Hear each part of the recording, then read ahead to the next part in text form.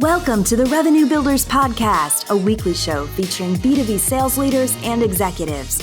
Hosted by five-time CRO John McMahon and Force Management co-founder John Kaplan, the show goes behind the scenes with the people who have been there, done that, and seen the results. If you enjoy our content, please subscribe, rate, and review the show to help us reach more people. Revenue Builders is brought to you by Force Management. We help companies improve sales performance, executing the growth strategy at the point of sale. Find us at forcemanagement.com. Enjoy today's episode. Hi, it's Rachel with Force Management. Before we get started with today's Revenue Builders episode, a quick plug. We know a lot of you are planning your SKO and planning for 2026. Force has a ton of great resources for you as you strategize. We just put out an ebook on 6 priorities for driving growth in your organization, and we have a whole SKO resource page that has helpful insights as you think through making your SKO more than an event. Check it out in the show notes. Welcome to another episode of the Revenue Builders Podcast. My name's John Kaplan, and I'm joined today with my co-host and great friend, 5-time CRO, author of The Qualified Sales Leader, Johnny McMahon. Johnny, how are you, buddy? Yes, sir, Mr. Kaplan, reporting for duty. I'm here. I'm ready to go. Let's go. Reporting for duty. Looks like you just sounds like you just got a great workout in, so you're motivated and ready to go? Good. All right. Hey, look, buddy, it's that time of year again. We want to talk today about the SKO and the SKO season and all a lot of people are preparing to do one, right? They're picking their hotel and what's the agenda going to be. Yeah, they better start thinking about it. But some of the ones that we've been to, Johnny, it seems like they started thinking about it a week before. But we're both no strangers to this concept of an SKO. You've seen so many, and you were in the position as a CRO for, minimum 5 times, and then as many as you've been a part of. Let's talk a little bit about the process of, the process. We say, it's a process, not an event. What does that mean to you? Well, it's not an event, right? I mean, as a CRO or C-level person, I think you have to try to use the gathering of all your entire sales force in one place. You have to try to motivate them, right? What direction are we going in? So you have to get alignment on what our goals are for the year, what direction we're going in. And then, after that, it has to be all about training. It can't be really boring. What most organizations do is they want all their C-level people to get up there, or VPs to get up there and bore the hell out of all the sales force on, hi, I'm Joe. I'm the vice president of partners and channels. Let me show you my organization chart. Okay, everybody give a big hand for everybody on my org chart. And let me bore you with things that you already know about my organization. I don't want to hear about that as a rep. I want to know, tell me how to sell better. Tell me how to make the first customer call. Why did they take the call? Why don't people take the call? What's the good part about making the first call? How do I build the champion? What do I talk to the economic buyer about? You guys formulated an ICP without the sales force. Tell me how you formulated that ICP. How did you determine the propensity to buy? Tell me, did you change it, when we just released the last version of our software, right? I want to know about first call. I want to try to get into more customers. So I want to know who in this organization is the best at a cold call. I want them up on the stage and telling me how they cold call. Tell me who's the best at sending emails and getting customers to open them. I want that person up on the stage telling me about it. Who's the best at using LinkedIn and getting customers to take the meeting? I want them up. Who's the best at using customer references and getting a meeting with another customer? I want that person up on the stage, right? I want to know about first meeting structure. Now I got the meeting. What should I do? What's the best structure? What does good look like? Who's the best at that in our sales force? Get them up on the stage. I want to hear about that. I want to know about use cases. Tell me the top 10 use cases for our product, and let's go through every sales rep that did the best job at selling into those top 10 use cases and walk me through how you did the deal. Those are the types of things that I want to know. That's going to get me excited. Otherwise, I'm bored to tears. I can't wait for a break so I can go drink some coffee and actually call some customers. But right now, I'm bored to tears with most of the SKOs that I've ever seen. What I like about what you're saying is, sorry for going on a rant like that. No, I like it. It's the problem with most organizations. They bore the tears out of their sales force. But I think the fundamental thing that I hear you saying is that, you're considering the audience, like who's your buyer. And in this case, I like to think about it sitting in the seat of the participant of these SKOs.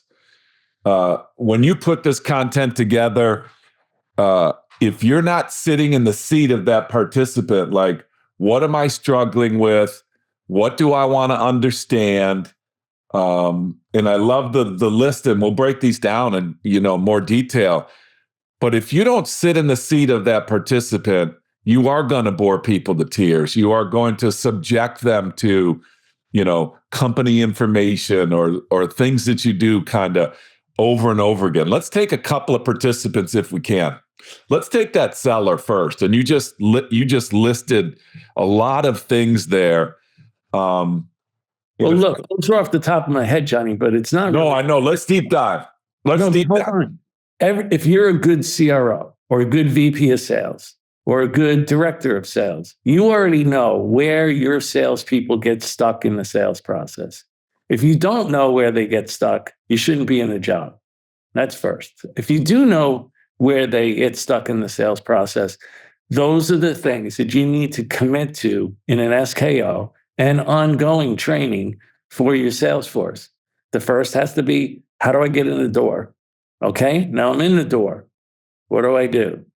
Now I got to go discover. I got to discover the pain. Now I got to scope, which a lot of people have a very, very difficult time doing. And now I have to go find a champion. How do I do that? Now I got a champion. I got to get to the economic buyer. Now I got the meeting. What do I do in that meeting? So all you have to do is walk through the different steps of your sales process, understand where your sales people get stuck, and then those are the things that you got to talk about and educate them on. I think that's a great point. Are there things that you would expect to see, Johnny, in these upcoming SKOs? Are there things that you would expect to see that maybe we haven't seen in the past, like tools or technologies or concepts or feedback from buyers? Are there new things that you're kind of hearing about or experiencing that you would give the audience a heads up on you would expect to see? Well, I mean, everybody's talking about AI. So what are the best use cases for AI? So let's talk to the sales reps that think they're using it the best. And if you're a good, like I said, a good VP or a good director, you know who in your sales force is using AI tools the best, and why shouldn't the rest of your sales force use it? And that's really what you're doing in an SKO. You're taking what good looks like, no matter what the category is, like we just walked through the sales process. What does good look like? And I got to get good up on the stage. That's what I have to do. I like what you always talk about that. And I think about the SKOs that I was a part of with you, either with you leading me or with companies that you were leading, that I was kind of a part of those companies helping you do those SKOs. A big part of yours was giving space for credible. Let's talk about that a little bit. Picking the right people to get up in front of their peers. We've all seen the bad side of that. Like, let's talk to Susie or Jimmy, and they got, a big deal and they're the number one rep, but they have, either the biggest deal in the company, everybody in the company was helping them, whatever. Like, how do you protect yourself to make sure that you're picking the right individuals And what should the profile of that be but I love your point of let's get people up that are doing the job, doing it well, setting an example. Any advice for us in thinking about that? I love it when people break into like a new industry. So, maybe somebody in France broke into Sanofi Aventis and found a use case in pharmaceutical sales. And now what I want to do is take that leverage. I want to leverage that person or whatever that good looks like. And I want to leverage that across all my other pharmaceutical reps. So I might have breakout sessions for different use cases. So everybody that's calling on pharmaceutical companies, at 1:00, you're going into room A. For everybody that's calling on engineering, manufacturing companies, you're going into room B. Everybody that's calling on oil and gas, you're going into room C. Everybody that's calling on banking and finance, you're going into room D. And we're going to talk about one specific use case where a rep walks you specifically through that use case, what they found out about it, what to stay away from, what resonates with customers, give you the slides and all the decks that they used. Get leverage across, what good looks like across the rest of your sales force. I like that. And what the other things I'd be looking for in, first of all, picking the right individuals. I want to put somebody up there whose performance, whose attitude, whose behavior would be, above reproach, meaning they did things the right way. They have a collaborative sales process. They had a good mix of, if your sale is like this, if you have a partner community, if you used an SDR or a BDR, whatever you're saying, like it would model the sales process and be excellent in the way that it modeled the sales process. Not only that, but if it highlighted critical problems and challenges like getting to the economic buyer, having a strong champion. So it's not, Johnny, just, hey, let's talk about Boeing or let's talk about AT&T or let's talk about, people give this, this big deal and they're not thinking about what actually happened in the deal. It should be really well thought out. Do you agree? 100%. Yeah. What does good look like? Like I can remember we had a guy named Marty Carty, and he went in and found out what IQOQ was. And everybody in the sales force was stunned. And he came out, I think it was Merck, with a multi-million-dollar deal. Now, what I wanted to do as a CRO is I wanted to leverage that across everybody else. How the hell did you ever find that? How did you stumble across that? Because a lot of times the people that you want to get up there, they stumble upon certain use cases that are worth millions of dollars to customers, but the company that's selling it, like we were completely unaware of that use case, right? But now I found it, or the sales rep found it. I want to leverage that across the rest of the sales force. And talk about, so somebody to say, well, I don't have an AT&T in my, AT&T in my territory or whatever. You highlight the characteristics of the deal, and you try to make that as relevant as possible. And by the way, the CRO and the enablement people or whoever, they have to help these people put together a presentation that says, consider your audience, because a lot of these people might not be, thinking about, well, how do I want to communicate this the best way to this audience? They're not used to doing that. I mean, I've seen some. True. That's so true. Some of these people are what I call artists. They do a lot of things subconsciously unconsciously competent. That a lot of people need to be. You need to be very prescriptive for the rest of the sales force. Like, how did they do that? And some of these people just do it naturally. And you're right. Then you have to help them build that presentation so it does resonate with everyone in the audience, because everyone's not an artist. I love that. There's you talk about a lot. You talk about the science and the art, and that's what selling is. And being really kind of, I don't know if it's prescriptive, but it's describing. Maybe it's descriptive. It's describing what is the art, what is the what is the science behind what was done in these accounts, but also, don't just fill up slots on these things. I see so many, I'll say, hey, somebody will say, hey, this happens to you all the time too, Johnny. And I get phone calls all the time. Can you speak at our SKO? And I'll be like, well, what do you want me to speak about? Right. They're like, oh, if we could just get you, man, we could just get like 30 minutes of your time or whatever. I'm like, okay, what do you want me to speak about? Right. And it's like, resonate. I'm not just going to get up there and dude, it's like then I call it the miracle cloud. They're like, okay, they're going to sign up John McMahon or John Kaplan, and then a miracle happens. We're going to motivate people, or and I actually kind of get a little offended by that. Like I'm some kind of presenter or entertainer. And I appreciate, I have the ability to tell stories or be funny, and so do you. And you have, fantastic examples of success. But when people are filling out these agendas, like, there's got to be a purpose. There's got to be themes. There's got to be, cohesion throughout the agenda. You're not just filling it up with slots. Well, I think your point is like, well, any entertainer or any comedian or doesn't matter who you are, singer, you're a presenter. You have to figure out who's the end user, who's sitting in that audience. That's number one. You have to then resonate with them. You got to know what their issues are so you can resonate with them.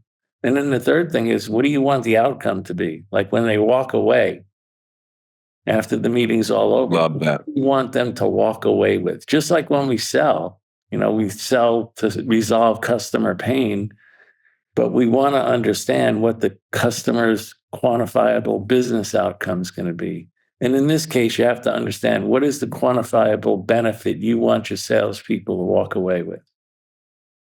I really love that. I want to go back to something that we talked about just in the beginning here, but I want to nail it down. Let's talk about AI. And, we would expect that the topic, the use case, the technologies, the value would be really, really thought out on AI as it relates to a sales organization. Let's just talk about things that you and I would expect. I'm going to throw out the first one to get us started on the conversation. Mm-hmm. If you're not talking about AI in the context of how it will help a seller do his or her job, then I would full stop not talk about it. Like when you're considering the audience. So that's kind of primary for me right now. Because if I'm a seller and, there's all this capability for AI, and there's truly a lot of capabilities that did not exist before, and it's an exciting time to be alive. But all of a sudden, if you're not thinking about what it actually takes for me to do my job, and you start piling on all this capability with AI, you can have a nightmare. I mean, some of the statistics we're seeing out there, Johnny, is like, less than 70% of what you're asking me to do, or excuse me, the better way to say it is over 70. I have over 70% of what you're asking me to do is non-customer facing right now. Those are some of the statistics that we're seeing. Give me your thoughts. Sell about 30% of the time. 30% of the time. Give me your thoughts about, let's zoom in on this a little bit. What would you expect to hear for AI? If I'm a rep, I don't really want to hear about another tool unless it's going to really help me sell. Like I said, all those things like, the first customer call, getting the champion, getting to the economic buyer.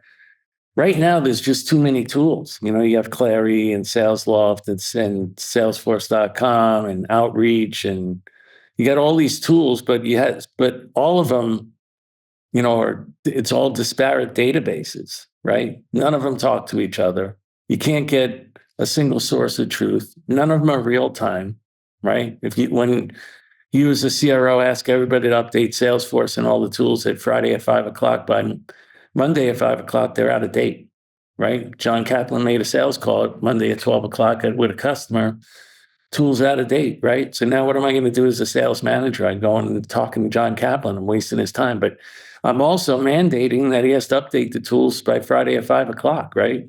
So now he spent, I think some of the numbers actually say that they spend something like 7 to 8 hours a week updating tools, right? And then their manager's not looking at it because they know it's not the source of truth. Kiss of They're death. calling the reps.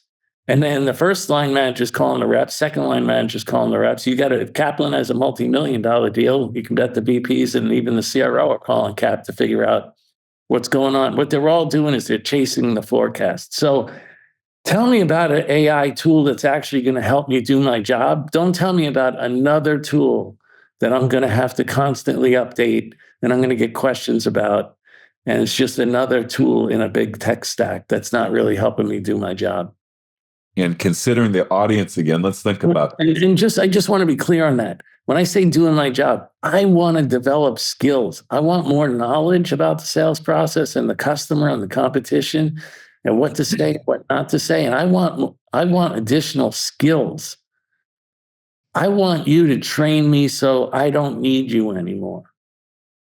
I don't think another tool is going to actually help do that unless it's going to solve all those problems that I've already spoken about. And I haven't seen one out there that does that.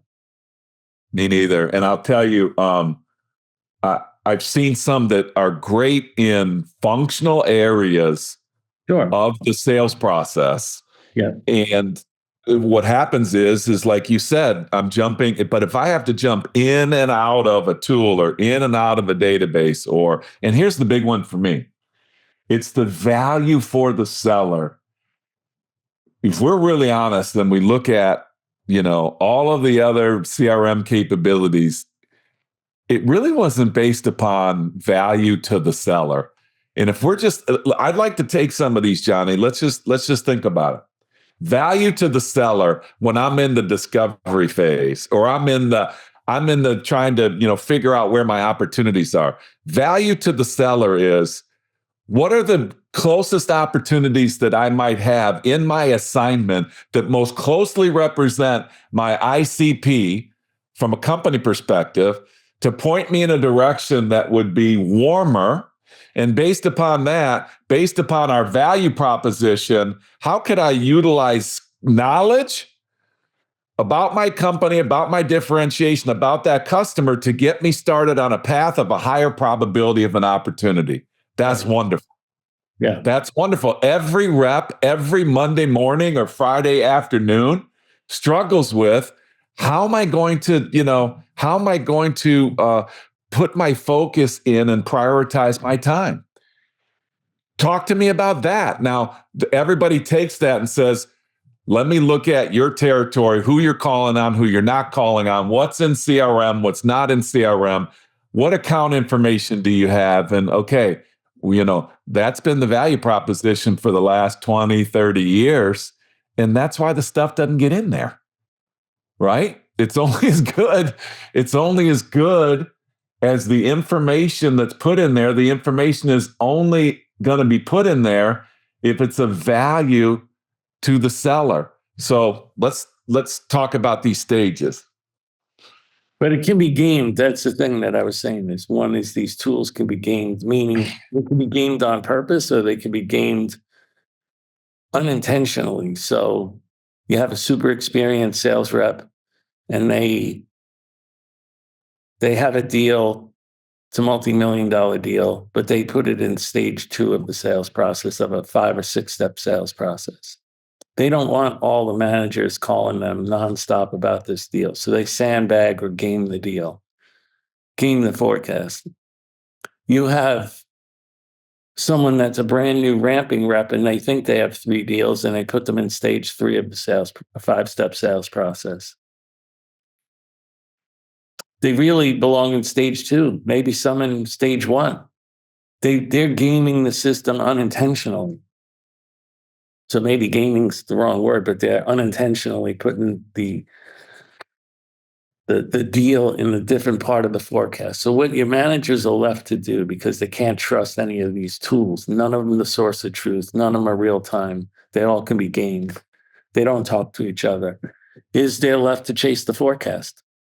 So how do I chase the forecast? I don't rely on the tools. I rely on talking to my sales reps. That's it. So who's left to suffer? Anyone without a deal on the forecast is suffering. So ramping reps suffer. The ramp time in the industry of high-tech software sales has gone from about 5.5 months to almost 9 months. Incredible. Yeah. With all the technology we have, it's getting Ramp productivity is getting worse. Ramp times are increasing. Second thing that's happening is sales productivity flatlines to decreasing.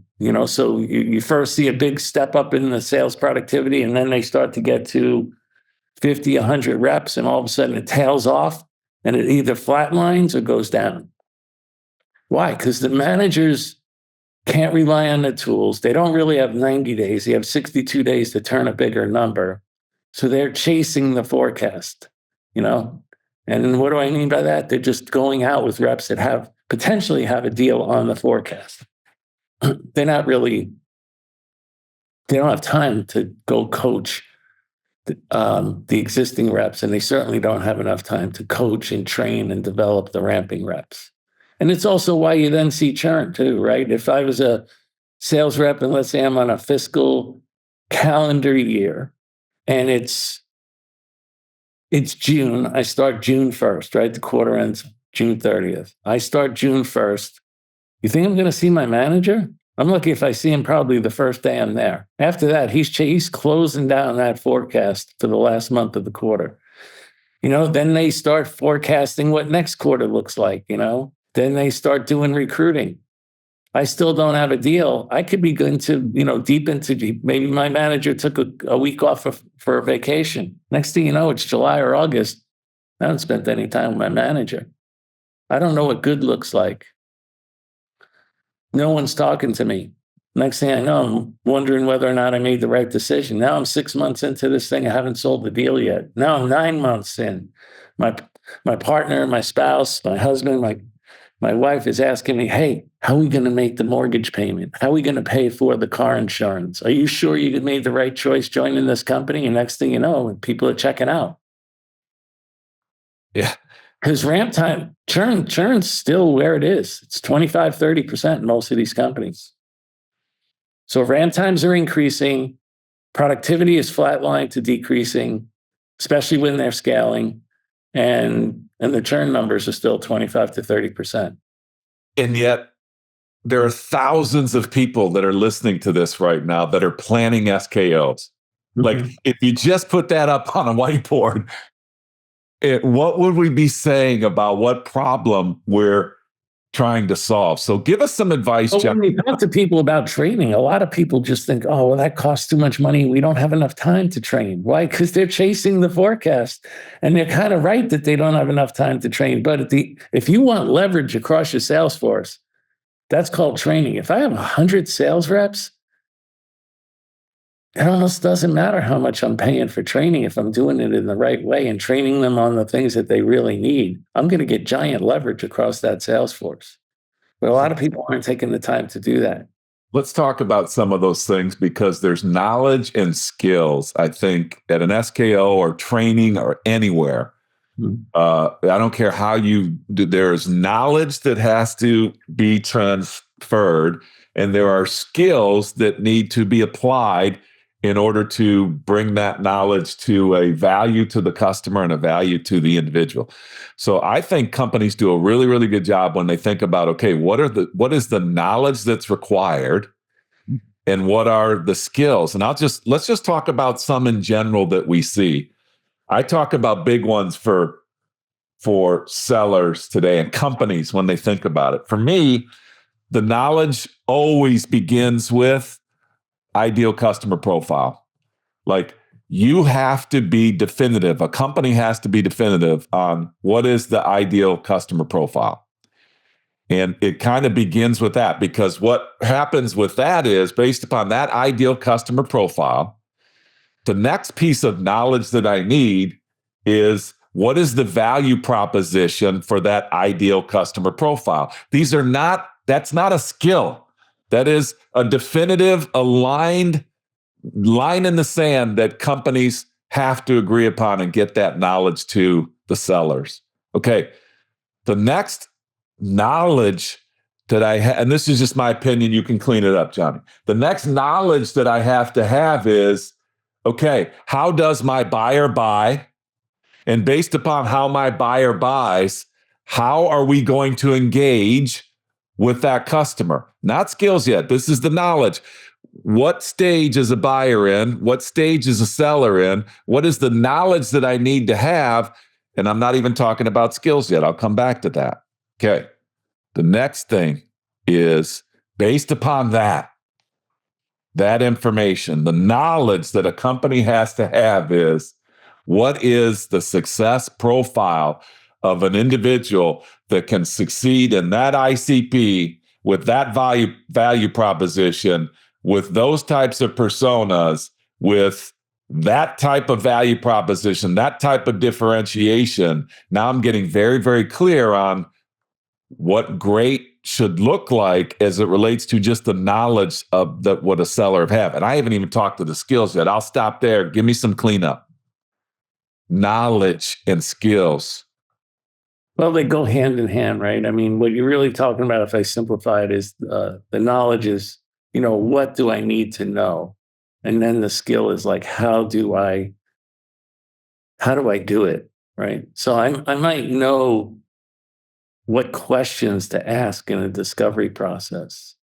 And I might know what to say in an objection from a customer, but I don't actually know exactly how it's done the best way. 100%. So I think you've even been at some of these meetings where I used to do have these round tables, right? And maybe you had like 8 round tables, and we had like a manager at each one, and they played a role. So they were it was one customer, essentially, like a made-up organization. And I gave each one of them, you're the enemy, you're the potential champion, you're the technical buyer, you're the economic buyer, you're the chief financial officer. I gave them roles, and I told them, like, you got to stay in these windows of what you can say and can't say.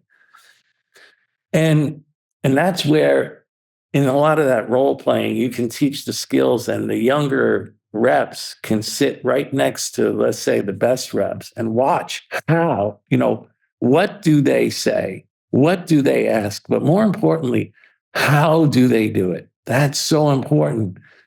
I remember when I was younger, and then I'd see some manager or some rep say something, or how they said it, or how they handled the objection so professionally, it would blow me away. And then it would just be registered in my head then, right? But you have to actually show people. And the only way to show them is for the skills is in role playing. I love it. So for an SKO, I mean, there's so much richness in what you just said. And I'm thinking about knowledge and skills. I'm going to move over to skills in just a second here. But let's think about AI and tools that we've been talking about, or that we're thinking about and cautioning about. First of all, tools which you were talking about before, they gather a lot. There's tools out there right now that gather a lot of information about your ICP. Yeah, I was going to say the customers that are in your ICP, and about some of the issues that they've pulled off the internet about, some potential customer pain. That's great. I got the knowledge. Dude, I'm a brand new salesperson, a ramping rep. Okay, that's great. Now, how do I do? Let's take this out. You're on a point. Information. Now, how do I do it? You're on a point that I wanted to highlight here with what you said about role playing, which is so incredible. And I think companies are just getting lost right now. They're like, well, we'll use AI to give them the knowledge, and then it'll show them, you say this when, and they're scripting things out and texting things out. And that's why it's not going to work ever. It's never going to work, because there's a human element. When you bring all those things together, it's going to be so, so powerful. Let me give you an example. Let's say that I'm going to have a conversation with a senior executive inside of a company, and I would assume that they're going to have a disposition that says, if it's been in print, I would expect that you've read it and that you're aware of it. So if we're talking about something, don't ask me about something that you should have been able to get somewhere else. Okay, great. So now rep sees that in your quarterly information. I saw that this is a big initiative and you're struggling with this. Okay, that's the knowledge that they have. The skill is, how do I get that on the table to have a professional conversation with another individual? And it's the how. And Johnny, we talked about the science and the art. You and I are different people. Like, you're more analytical than I am. I am more storytelling than you are. And so more expressive. Yeah. So what, finding a place to meet somebody wherever they are is so powerful in this. And I think you're right. Role plays. Here's the knowledge that you have to have. And now let's look at the different hows of the art and the science. For example, I might ask a question that says, hey, I saw that this was a major initiative that the CEO was talking about. Walk me through how that's affecting your department. Like, that might be natural for me.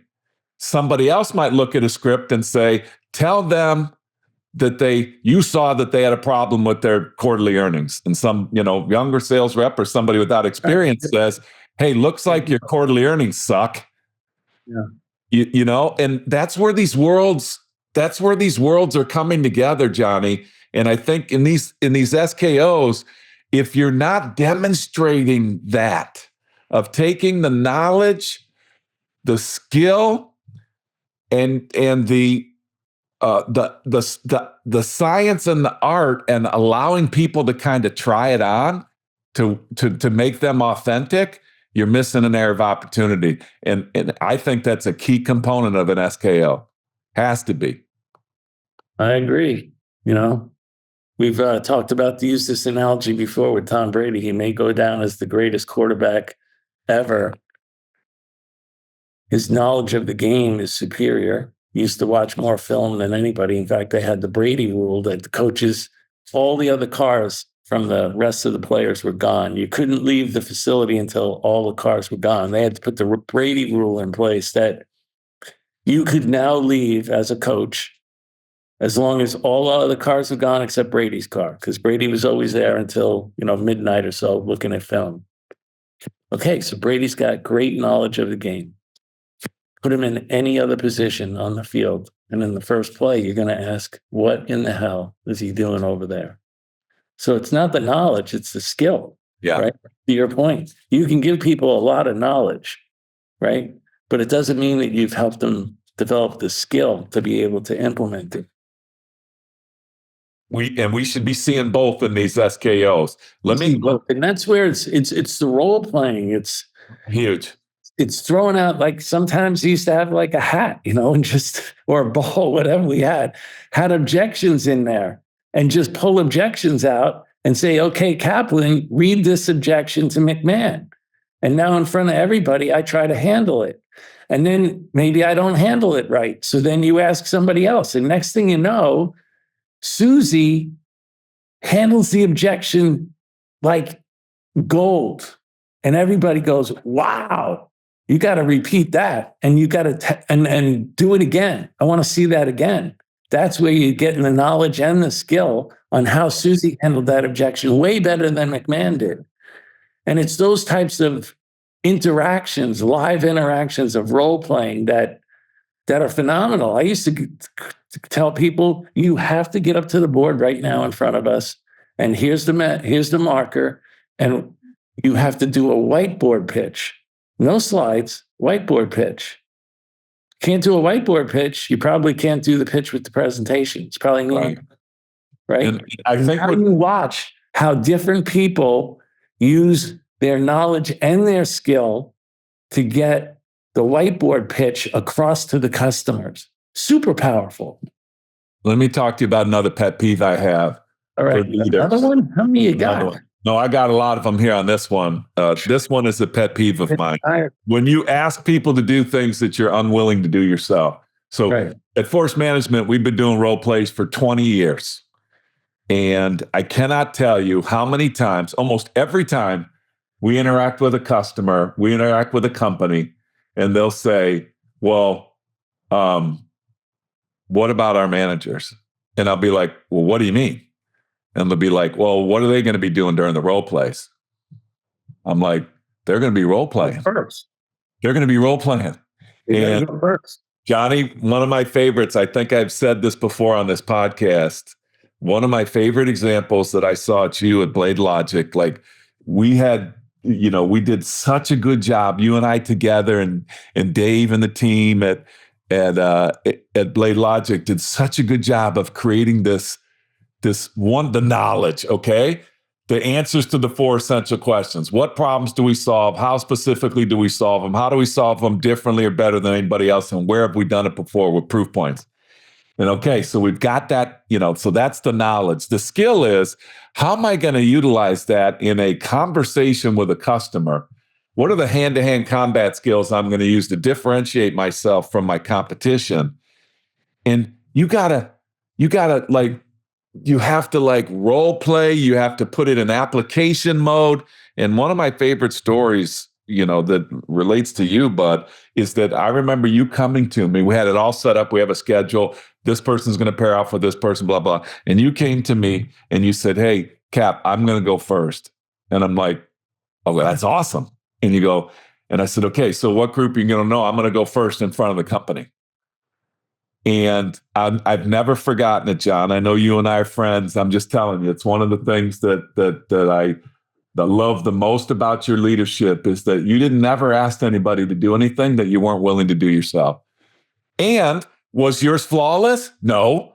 Did we have some, when you were asking a discovery question and we had some chuckles or what have you, but it wasn't lost on anybody that you were leading from the front and going first. And okay, so let's talk about. I think the beauty of that actually is that, I just learned it just like everybody else. 100%. And I am going to make some mistakes. That's kind of the beauty of it, right? And now I'm saying, if I could do it, you could do it. It sets such a huge tone. And the other thing it does is it creates a space for learning, and continuous improvement. In my days of playing college football, when we looked at film, that film was utilized for how do we get better? That film was utilized for, do you understand why you made a great play there? There were some coaches that talked about how bad you sucked and you did this wrong, you did that wrong, you did this wrong, people are listening to gong calls or whatever they're doing out there, and they're just focusing on all of the negatives.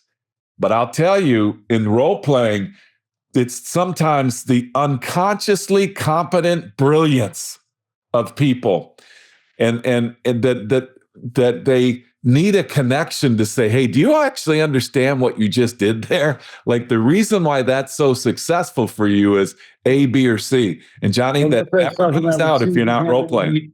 That's what I was talking about with Susie handling the objection. The gold standard is somewhere in your sales force. You might not have found it yet. The gold standard for whatever you want to find is somewhere in that room. Yeah. A lot of times you're shocked by who comes up with it because it's different things. It's like we said, if you look at each step of the sales process, in each stage, there's different knowledge you need and there's different skills to pull that step off of that stage off, right? Love it. And there's different people in your organization that may have just that one little skill and knowledge that's so much better than everybody else. And that's the stuff you have to pull out from your sales force and help everybody understand, how they do it. And let's pull it from that same analogy. I played behind a guy at Boise State. I played behind a guy named John Brady. He played for 15 years in the NFL for the Atlanta Falcons. Okay, a couple of things. He's the reason why I didn't go on and play anywhere else, because I looked up at the film and said to myself, if the NFL is the goal and that's what the NFL looks like, okay, I'm not going to be able to play in the NFL. But we weren't at the NFL. We were at Boise State. We were in the NCAA. So what I was able to do is I was able to see myself. I was able to see John Brady. I was able to see other people that were playing that position. And through all of that visualization of what great looks like and the science and the art, one guy's a little bit stronger, one guy's a little bit faster, one guy's, through all of that experience of that application, I was able to find the best ability for me to move forward. And I guess we're kind of berating the point here, but what else are you doing in an SKO if you're not showing and giving people the ability to see what great looks like and then try it on? Does that make sense? Yeah. I want to talk about skills real quick, Johnny. Well, we were. We were talking about the knowledge. Let's talk about the specific skills. Okay. So for me, for a seller right now, and I want you to weigh in on it. If I had to pick 3 skills for a seller right now, they're these. Attaching to the biggest business issue facing a customer. They've got to have that skill to be able to attach themselves, their company, their product, their validity, their value proposition to the biggest business issues, to business outcomes facing customers. That is a skill. Secondly, to influence decision criteria with differentiation. That is a skill, a very badly needed skill. So to influence a customer's decision criteria with your company differentiation, that's a skill. And then, Johnny, as always, they got to be voracious qualifiers. They have to be voracious qualifiers. I don't care what methodology you use. I don't know, not methodology, what criteria you would use. I don't know why you would use something different than MEDDIC or MEDPIC. You have to have a skill set of being able to utilize that to qualify business. Those are 3 important ones. Do you agree, disagree? Do you have others? Yeah. First is listen. Yeah, go. Listening is number one. Most people are awful listeners, and most salespeople can't wait to talk. They're terrible listeners. And most people don't really understand what the customer said or what the customer asked, and they just respond. Listening is number one. If I would tell anybody what's the number one skill that you need to have as a salesperson, you have to become the best listener in the world. And then number 2, if you're a great listener and you want to qualify, you have to ask great questions. But if you're actually a great listener, you don't have to think about what questions to ask. And that's the problem, is a lot of times people say, yeah, I'm listening. No, you're not, because you didn't really hear me. You didn't truly understand what I said, because you're not asking the appropriate question. The question that you responded with had nothing to do with what I just said as a customer, because you weren't truly listening. You're here and you heard what I said, but you didn't understand what I said. And then the third thing has to be that you confirm it. I listen to what the customer says. I question it. I qualify it. And I confirm that is exactly what I heard. Those 3 things are 3 big skills that most people don't have. And the number one that they don't have is listening. Yeah. How do you get better at that, Johnny? Let's put in the scheme of an SKO. What would be your suggestions on how to do that? That's a good question. I don't know how to do it in an SKO. All I know is that you have to just sit. Well, let's look at outcomes. What I've had to do, and it's normal. I think that the fact is that people can talk around 125 words a minute, but we can listen at like 250 words a minute. So what happens is our mind starts to wander, and we don't stay in the moment. And what I found that I've had to do with myself to become a really good listener over time was to constantly check in with myself. Am I really here? Am I really in the moment? Or am I thinking about something else? Am I thinking about what I want to say or what I want to ask? Or thinking I got to make sure that I remember this because I got to bring this up at the next time that I get a chance to talk. You got to shut all of that stuff off, and you have to be in the moment. That takes a lot of patience. Originally, it takes a lot of checking in with yourself, because customers don't need you to just respond just to respond. They need you to respond because you're truly listening to what they said. that's when, it really resonates, not just with customers, but I think with people in general. Are you really listening to what I said? Why don't you just shut up for a while and just listen and ask good questions? If you went on a meeting, it reminds me of something. When I first got to Blade Logic, we had this use case that one person sold that could bring in a lot of money. And I did not know the use case at all. I was brand new. But I went to a meeting with Chris, really tall guy with like red hair. I went to a meeting with him with the economic buyer at this place. And I was on the defensive because I really didn't understand the use case at all because I was still learning the product. But, when you just come into an organization as a CRO, everybody wants to take you on sales calls, even though you really don't even have the knowledge, let alone the skills. Johnny, I asked nonstop questions. I listened so intently to what that guy was doing, and I was basically trying to understand his use case. And I was doing training on my own. I don't think I ever said anything. Just reconfirmed what I had heard from him, but I never said anything about the product or our company or that we could do it. And about a week later, I saw Chris in the hall and I said, hey, how did that meeting go? And he goes, that guy absolutely loves you. I was like, wow, that's incredible because I was so nervous and I was only on the defensive. But it goes to show, if you only are listening, only questioning, and only confirming, you can get a lot of people, especially customers, on your side, right?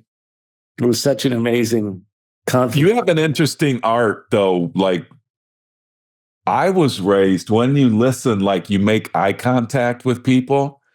And when we're together, and you're listening to me, you don't actually look at me at all. You look straight ahead, and you don't actually. You're supposed to be looking at the road. Instead, you're looking at me.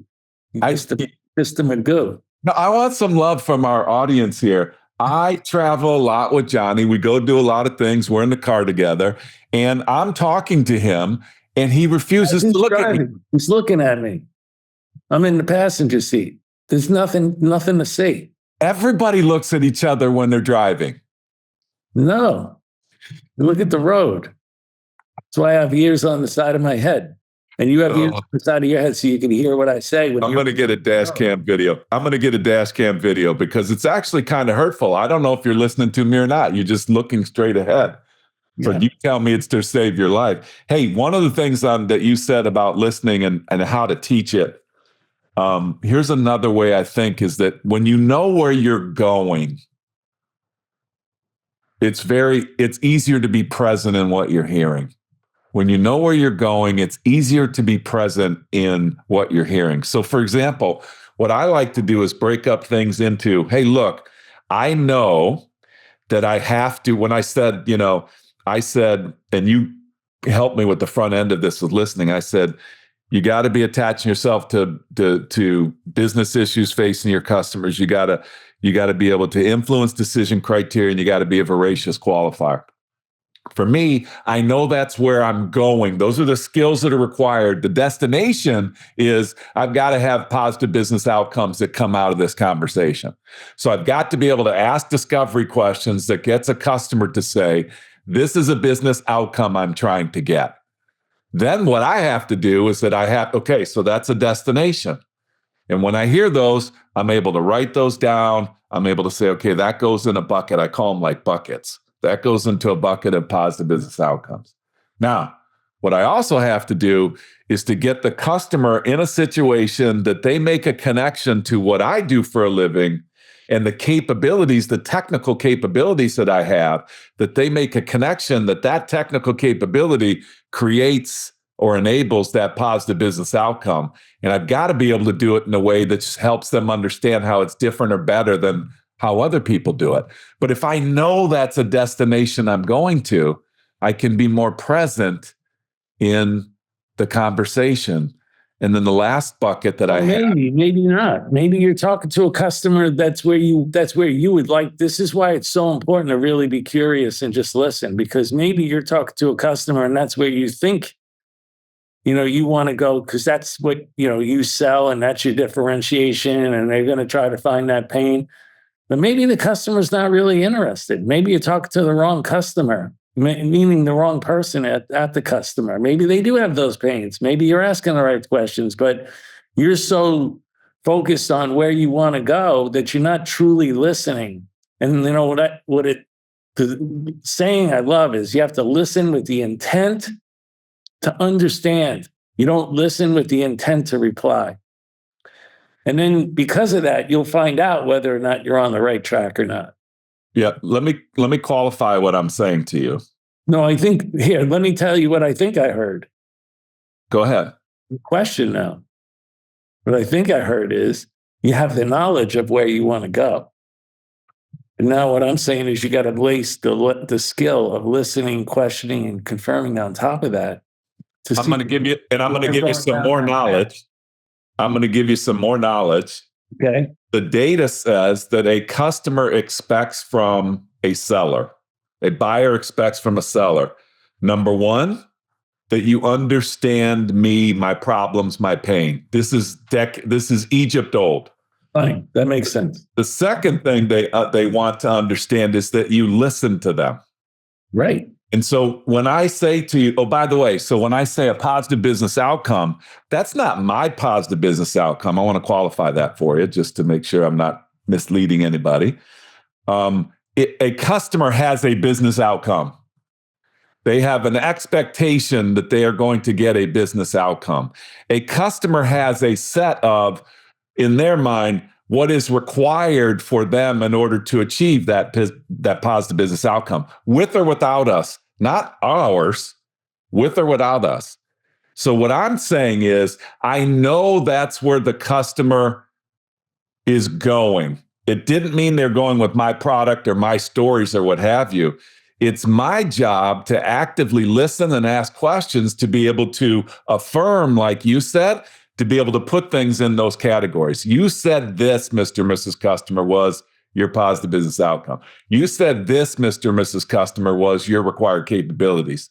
Now, if you're not affirming in that way, you'll never have a deal. You'll never have a deal, because if you don't have a way to attach to the biggest business issues, you don't have a way to influence their decision criteria, they're going to have it regardless. If you don't have a way to do that, and that's why I was just trying to break it up, saying it's not that complicated. When I go into these conversations, I have to be listening for these things. And I think that breaking it down, that's why a lot of sellers, one of the reasons why we started Force Management, we'd ask people when they get done, how do you feel? I feel great. Okay, why do you feel great? I had an hour meeting with the customer and I asked them a whole bunch of questions and they answered my questions. I say, okay, great. What are you going to do next? And they'll go, I have no idea. They come out of a meeting, they asked a bunch of questions, the customer answered all those questions, and they have no idea what they're going to do next. And so it's just kind of backing into it and breaking it down. The last thing I wanted to do, Johnny, on this, there's so much. What I wanted to throw on top of that, what I'm always doing when I'm sitting in front, or was sitting in front of customers, was doing exactly what you said, but I have another layer. Who am I talking to? Is it a potential coach? Are they a potential champion? Are they a potential enemy? Do they even give a shit? Are they just there? Are they going to retire in 6 months and they don't really care? Like, who am I really talking to here? I'm constantly trying to qualify not only what you just said, but what role is this person playing, or are they playing a role in this deal? That's perfect. I love that. And that's that qualification piece. Can I give you another pet peeve? But it's also gut feel. I think this is something that people leave out. So you can listen, you have knowledge, and you can listen and you have skills. But what a lot of people don't do, because they're not in the moment, because they're not really listening, is they're never really in touch with their intuition.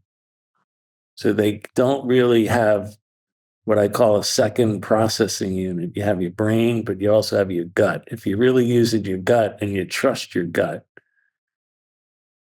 it can help you make really good decisions on whether or not this person's a champion, a competitor, an enemy posing as a friend, a potential coach. Who is this person? Now, to be able to listen and then to actually use your intuition, that's why you really have to be in the moment. I love that. I don't think intuition. I would put that just on top of everything you said. That's all we're doing. I want to know, like, even when I walk in the room and there's 10 people in a room, I'm not really walking around shaking their hands and saying hi just to say hi. I'm trying to immediately use my gut to figure out what role are these people playing in this show that I'm about to enter. I love that. I don't think intuition is available to you unless you're present. You have to be present. I think it's just human nature, right? You can't. And a lot of people don't trust it because they've never really been, they don't allow themselves to be in the moment and just stay there. I want to talk to you about one last pet peeve that I have. I know I've listed several. Johnny, the job of the frontline sales manager is so critical. It's so crucial in a company. And they're the last people to get trained. They're the last people to get addressed, typically. What advice do you have for people getting ready and thinking about their SKOs? What advice do you have for that critical population of people? Yeah, they play the most powerful role inside a company. It's not the CRO. It's not the VP. It's not the director. It's the first line manager. Maybe they have a director title, but it's the first line manager. I would train those people as much as I could. Always thought that they're the most important people in the company. They have 5 to 7 sales reps they're in charge of. That's a lot. It is. And maybe 2 or 3 are ramping. 1 has just been ramped. 1 or 2 have been here a year or 2. Maybe 1's been here 3 years, 4 years. It's a big role. And they determine whether or not, what happens with the ramp time, what happens with productivity, and really what happens with churn. Because it's the old saying, people don't leave companies, they leave their manager. 100%. 100%. What would you train? I would train those people to be an integral part of whatever we're teaching to the sales reps. The involvement, you mean? The involvement. When you really, what's always frustrated me in organizations, and you have to have clear lines of demarcation for responsibilities, is let's say you have an easy org chart. You have first line manager, second, and then you have, let's say, VPs and a CRO. When something bad happens in the forecast or deals, what happens? They come down on the rep, they come down on the first line manager, and they come down a lot of times on the VP. And then there's the Teflon man, I call him in between. The second line manager is the Teflon man, because they don't really know, no one's outlined what's their direct responsibilities and how do you segregate duties between the first line manager and the second line manager. So the second line manager just got promoted. They're basically doing the same things that they did before they got promoted. They're just asking the same questions to the rep that the first line manager is asking. Now, what really should happen is the second line manager, who supposedly has a lot more experience, should help that first line manager with 2 major things, and they should be held accountable to it also. 1 is recruiting, and 2 is development of the reps. 100%. And if you want to hold them accountable, all you do as a CRO in a meeting is when a rep's name comes up, you ask the second line manager, not the first line manager. Tell me what you think their strengths and weaknesses are. What do they need to be trained on? You ask just those types of questions, all of a sudden that second line manager is getting more involved with development.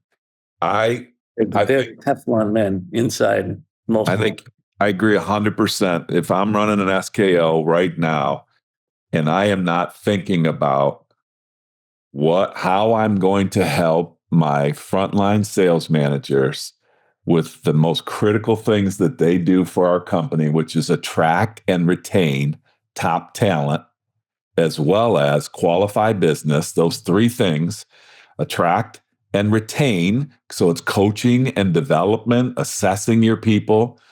It is recruiting your people.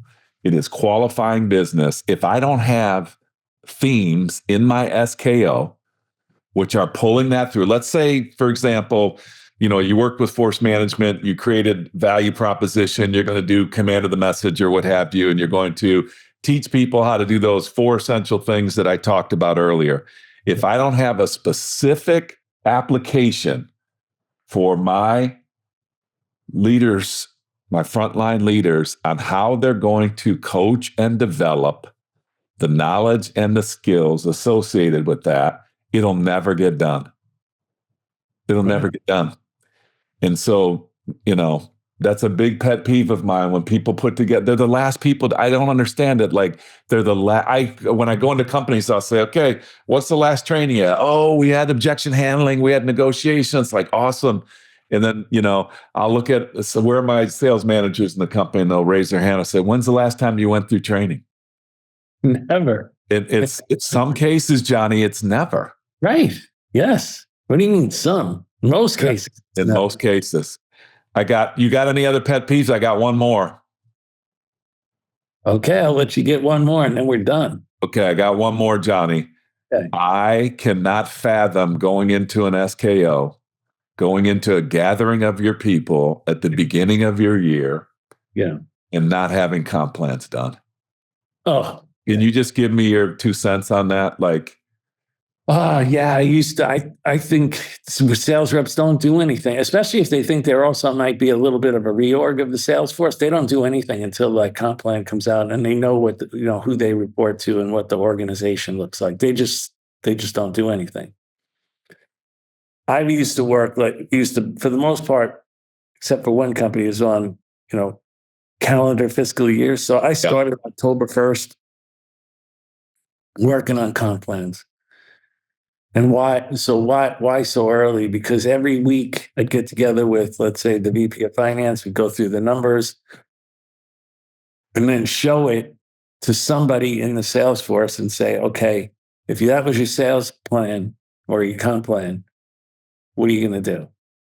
And it's amazing because they can see holes in it really quickly that maybe you didn't see. But when you do that every week, eventually you get the behavior that you want. For the most part, it's not going to dictate. Comp plans are going to dictate behavior. It's not going to dictate all the behaviors you want, but for the most part, it's going to get the majority of what you want. And then second is that has to be rolled out right away. Day one, boom, there's your comp plan. And I tell you, a lot of organizations are really late on it. And Johnny, what you used to do too back in the day, if I recall, is you would pressure test it. You're starting in October. What do you mean by pressure? Yeah, that was the pressure test. Oh, every week. But I mean, you're doing it with top reps too. You're saying, hey, find me the loopholes. Like, I love what you used to do. You used to go to the people and say, where are the loopholes? Exactly it. Yeah. If you don't, and you just think you're going to come up with a comp plan in the afternoon and then roll it out at 8:00 in the morning, and okay, first day SKO, here's your comp plan. By 12:00 at lunch, those reps have figured out the shortest distance to the most amount of money. And you didn't think about that. And you're like, uh-oh, we got a problem. Because that's not the behavior that I wanted. So just summarizing all the things that we talked about, for me, sitting in the seat of the participants that you're going to address and making it valuable for them. Help me solve a problem that I'm struggling with. Help me understand how I'm going to be successful. Help me understand how I'm going to, that I'm working for a great company from a culture perspective. Give me knowledge and skills. Give me a comp plan. Give me a territory assignment. Give me my organizational structure. For me, if those things aren't in place, Johnny, it's like gasoline in a car. And, some people use these SKOs and they just get off to an incredibly huge start in the first quarter. And the ones that don't, you miss your first quarter You don't have your comp plan done. You don't have organizations and territories done. You don't have everything kind of, set up because you didn't start thinking about it prior. You missed the first quarter in today's world. Are you ever going to make it up? You're never going to make it up. In subscription, it becomes really difficult. Really, really difficult. What did we miss, buddy? What did we miss? Not much. You want to go back and take another CRO job, or you done with it? I mean, you know so much about it. You can't do it again? I'm listening. Good to see you, Mr. Kaplan. You too, buddy. You too. All right. Hope that was a good one. It was, buddy. And thank you all for listening to another episode of Revenue Builders Podcast. Thanks for listening to today's episode. Be sure to check us out at forcemanagement.com.